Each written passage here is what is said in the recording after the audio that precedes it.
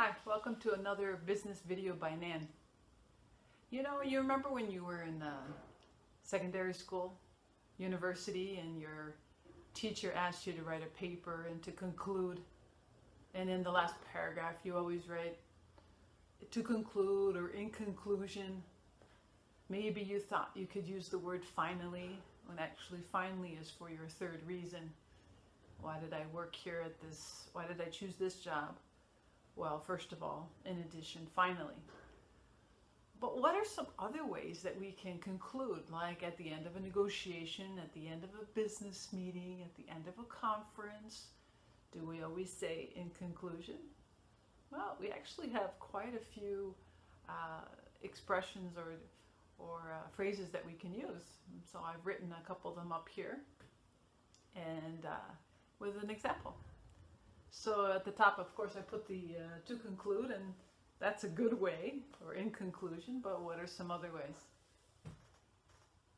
We have the expression all in all, and all in all is great. I love this one. It means just everything.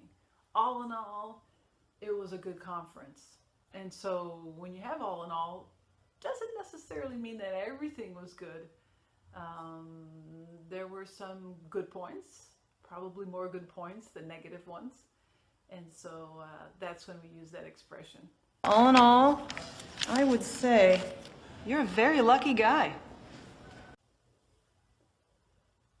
On the whole, workers miss the interaction while working from home or when working from home, kind of like now during the quarantine. So we're talking about the majority of people. So we can kind of use this, means in general, but it also means to conclude, on the whole, at the end of what you're saying.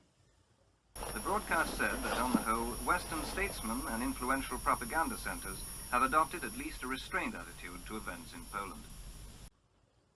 To sum up, of course, comes from to summarize, and we like to shorten the verb. And so, to sum up, I would like to thank all of you for coming out today. So probably at the end of a conference or seminar or at the end of a meeting, that would be a great time to say that. So, to sum up, I mean, everyone involved there, police, psychiatrists and psychologists, are facing perhaps the trickiest situation we've experienced so far in London, in your view. A little bit more formal is the expression in summary. In summary, and we use this at the end of describing a long process or procedure or maybe steps to a new system, steps to a new approach at work. Very nice. As this one, they both come from the verb to summarize. So let's look at this example. In summary, this new process will cut our work in half. So you'll notice it's actually after a big long description. The boss or the supervisor will say, okay, in summary. So, in summary, Captain, it is your belief that this man threw Mrs. Strubing into a placid lake.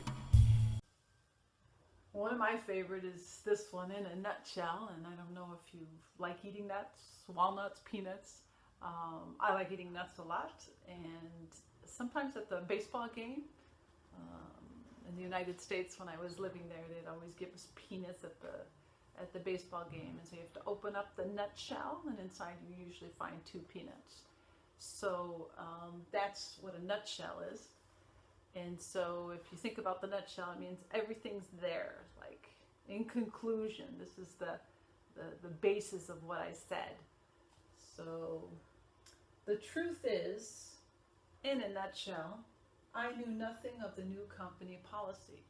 Now this is interesting because we're putting it in the middle of our sentence, but you could put it at the beginning as well. You can even use this one in a nutshell and to sum up at the end of a independent essay. Let's say you have to write a essay or report for someone. So in a nutshell, you're following me down here to settle a score? And we also have a phrasal verb to wrap up, like when you wrap a present, like for for somebody's birthday or for Christmas. So this expression to wrap up means to finish, to conclude. So let me wrap it up by saying you all have been doing a really good job in the office. Continue to do a great job. Let's wrap it up. So that's a good phrasal verb. We also have the expression that's not on the paper, in brief. I don't use that one very often. I usually use this one in a nutshell and to sum up. Those are my favorite. So that's our video for today about how to conclude. Have a great day.